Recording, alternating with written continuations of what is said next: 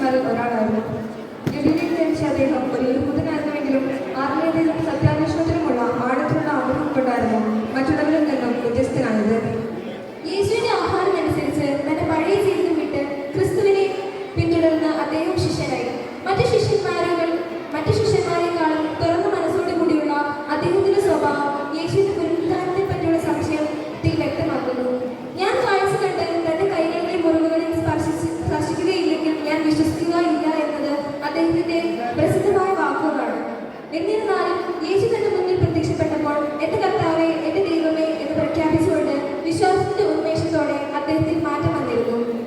യേശുവിന്റെ പുനരുദ്ധാന ശേഷം തോമസ് അപ്പോസ്തലൻ സുവിശേഷം പ്രഘോഷിക്കാനായി പല ഭാഗങ്ങളിലേക്കും യാത്ര ചെയ്തു. പരമ്പരാഗതമായ കത്തോലിക്ക വിശ്വാസം അനുസരിച്ച് AD 52 അദ്ദേഹം ഇന്ത്യയിലെ മലങ്കരയിലേക്കാണ് എത്തിയത്, അതായത് ഇന്നത്തെ കൊടുങ്ങല്ലൂരിലേക്ക്. അദ്ദേഹത്തിന്റെ സുവിശേഷ പ്രവൃത്തിയിലൂടെ കേരളത്തിൽ വലിയ മാറ്റം സംഭവിച്ചു. അദ്ദേഹം വിവിധ സമൂഹങ്ങളിൽപ്പെട്ട ആളുകളെ ക്രിസ്തുവിലേക്ക് ആകർഷിച്ചു. മാർത്തോമാ ശ്ലീഹ ഇന്ത്യയിൽ 7 പ്രധാന ക്രൈസ്തവ സഭകൾ സ്ഥാപിച്ചു. കൊടുങ്ങല്ലൂർ, പാലയം, കൊക്കമംഗലം, നിലയ്ക്കൽ, കോട്ടക്കാവ്, നിരണം, കൊല്ലം ഇവ 7 പള്ളികൾ എന്നാണ് പ്രശസ്തം. ഇതോടെ ദീർഘകാലത്തേക്ക് കേരളത്തിൽ ക്രൈസ്തവ വിശ്വാസത്തിന് അടിത്തറയിട്ടു.